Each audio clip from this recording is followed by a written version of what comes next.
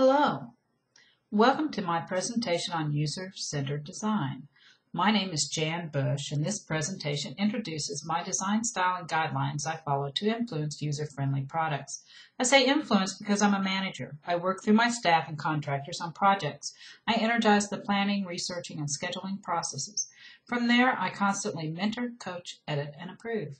The tools and guidelines I'm learning in our Interactive Media Masters program have helped me become a better manager of a creative staff.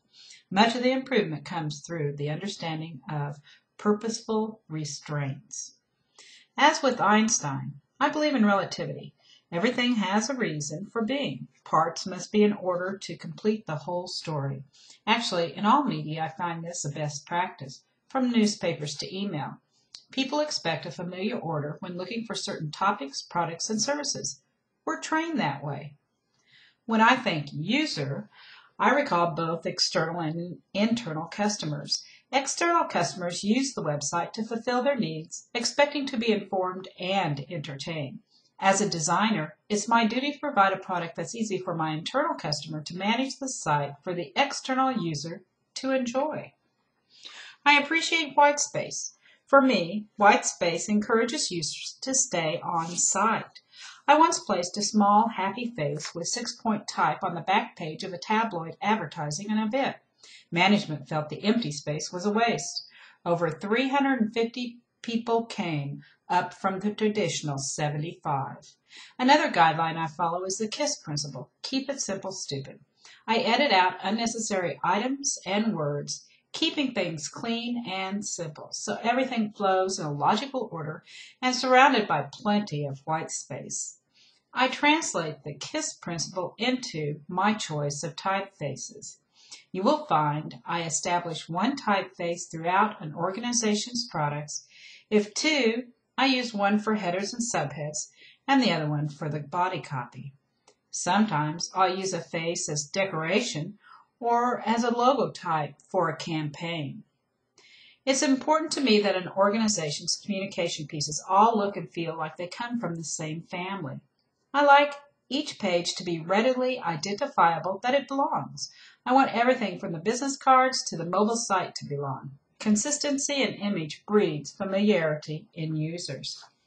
When working layout, I follow the rule of thirds. I place focal points off-center by dividing up my page. The engineered constraints of a web page often makes this a challenge. I find it even more important to draw users' eye movement around the page, breaking out of the square box of our screens. I also color outside the lines as another way to add energy to a static box platform. Just look at this box. It shows movement by offsetting the fill color with the outline. Also, tilting it helps to add interest. The simplicity keeps it pleasing and allows it to complement the design process through contrast. I search for tricks like this that others use.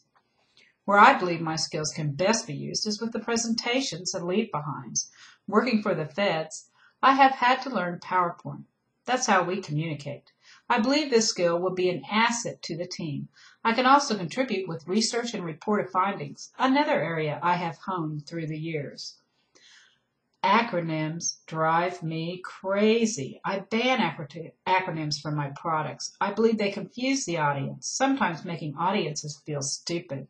AMA, American Medical Association, or Marketing Association. I spell it out and make it clear. If I use an acronym, it must be in everyday language, like NASA.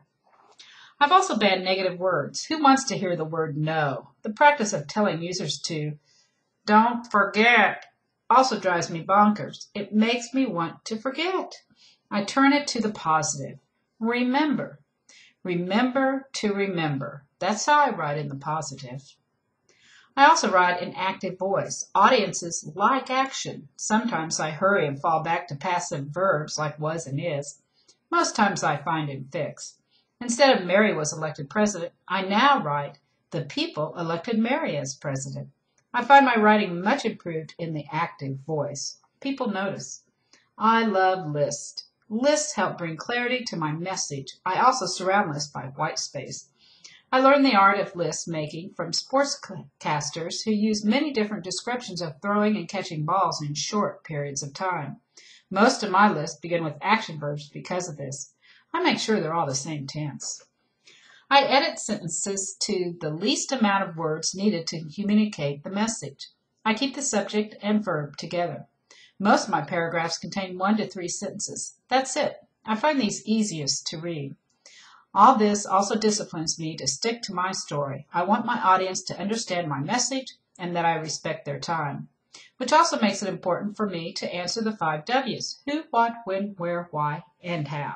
I use the W's when advertising events, to write feature articles. This is a cornerstone for me, realizing that not every W rates high in the reader's mind and can be left out sometimes on purpose. Dates, dates, dates. How often do you come across an article or an advertisement that's missing part or all of the date it was produced? I date everything. I like to know information is current. I believe my user wants to know that it's current. And if there's no date on a site, I move on. I am a fan of guerrilla marketing since the 1980s. I like to present a familiar object in an unfamiliar way or on an unexpected place. I like the Volkswagen Bug driving across my screen. How cool is that? I think it exemplifies guerrilla marketing and hope to find other ways to do this. By now, I am sure you've got it. I am a less is more user-centered designer.